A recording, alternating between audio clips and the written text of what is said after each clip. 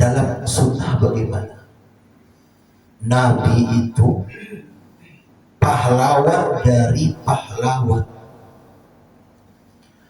Kalau pahlawan kita cuma memerdekakan Indonesia, kalau Nabi memerdekakan umat manusia. Jadi pahlawan paling pahlawan itu ya Nabi. Karena kalau kita pahlawannya pahlawan negara. Kalau Nabi memerdekakan umat manusia.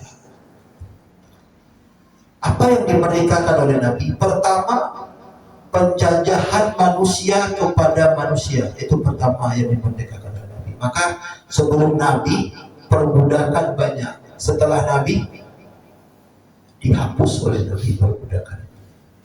Sebelum Nabi datang, perbudakan itu banyak.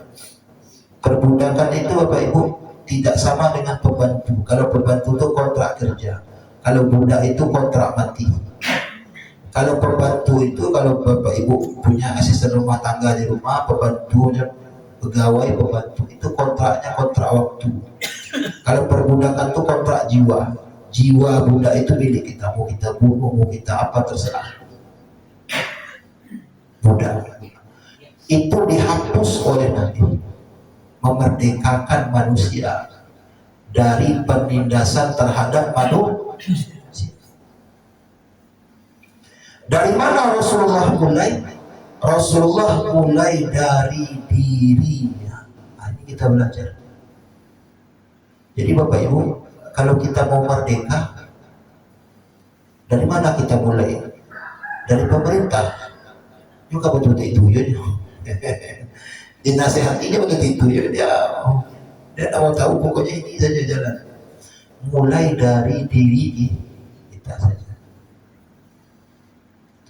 Rasulullah membebaskan manusia dari manusia, perbudakan itu mulai dari dirinya. Siapa budak yang pertama kali dia lepaskan? Budaknya. Siapa budaknya? Ketika Abdullah ayahnya wafat, Abdullah meninggalkan sebuah rumah, beberapa ekor unta dan seorang budak perempuan untuk Nabi. Namanya, siapa namanya budak Nabi itu? Ummul Aiman, seorang perempuan dari Ethiopia, Afrika. Maaf Bu ya, Pak ya, saya agak aras nih. Kalau Afrika itu kulitnya kalau hitam atau tidak hitam sekali. Ummul Aiman ini perempuan budak, kulitnya hitam gelap. Dibebaskan oleh Rasulullah dan Nabi memanggilnya ummi ba'da ummi, ibuku setelah ibuku. Jadi Nabi menganggap budaknya itu dibebaskan oleh Nabi, lalu dianggapnya menjadi ibu keduanya setelah ibu kandungnya. Ummul Aiman. Nabi membebaskan manusia.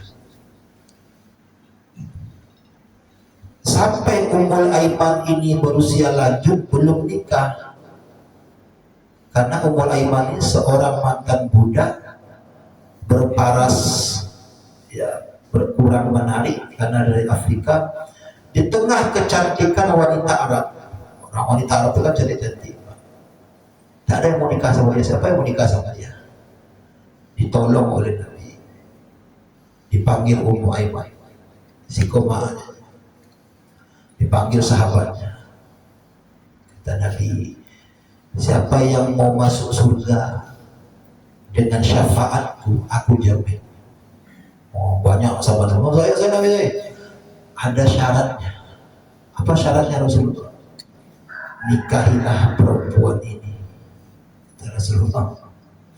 Maka banyak sahabat yang melamar Ummul Aiman karena menikahi Ummul Aiman masuk surga, syafaat Rasulullah. Apa dia Ummul Aiman deh?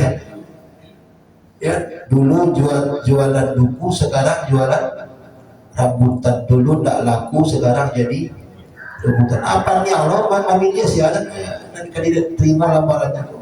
Maka dia minta saran Rasulullah, maka Rasulullah pilihkan orang yang terbaik, anak angkatnya namanya Zaid bin Haritha. Menikahlah Ummul Aiman dengan Zaid bin Haritha. Lahir anak namanya Usamah bin Zaid, itulah panglima perang Tabuk. Usamah bin Zaid itu ya merdeka.